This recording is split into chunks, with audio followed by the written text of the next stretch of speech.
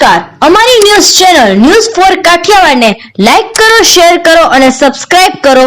News for Kathiawad. નમસ્કાર. નમસ્કાર, હું છું doctor Pooja Jaydeep Tank, Prerna skin hair and laser clinic Junagadh. આપ સર્વેને હોળીના પાવન પર્વની ખૂબ ખૂબ શુભકામનાઓ. હોળી એ રંગોનો તહેવાર છે, તો આ તહેવાર પર આપણે અમુક બાબતોનું ખાસ ધ્યાન રાખીશું. તો સૌથી પહેલા તો આપણે કેવા કલર્સથી હોળીનો તહેવાર રમીશું.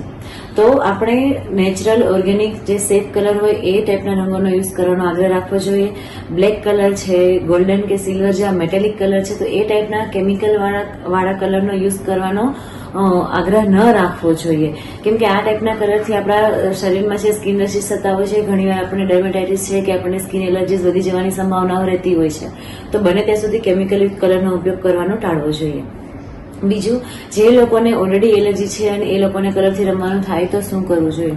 તો આપણે છે ને પેચ ટેસ્ટ આપણા શરીરના કોઈ પણ ભાગ પર રંગ થોડો લગાવીને થોડા સમય બાદ જો ત્યાં આપણને લાલ ચકામો થઈ જાય છે કે આપણને ખંજવાળ આવે છે, તો આપણે રંગોથી રમવું હિતાવહ નથી. આ સિવાય પણ જો હોળીના કલરથી રમતા રમતા આપણને કોઈ પણ પ્રકારની સ્કિન એલર્જી થાય છે, તો આપણે એ ભાગમાં આપણે શું છે કે મોઇશ્ચરાઇઝર લગાવો, તમે બરફ ઘસી શકો છો, લેક્ટોક એલિમેન્ટનો યુઝ કરી શકો છો. તેમ છતાં પણ આપણને જે સમસ્યા છે એ મટવાનું નામ ન લેતી હોય તો આપણે આપણા સ્કિન સ્પેશિયાલિસ્ટનો સંપર્ક કરવો જોઈએ. આ સિવાય અમુક જનરલ બાબતો જે છે કે તમે શરીર પર છે પૂરતા પ્રમાણમાં મોઇશ્ચરાઇઝરનો ઉપયોગ કરો. આ સિવાય હાયર એસપીએફ વાળું સનસ્ક્રીન લગાવવાનો આગ્રહ રાખો.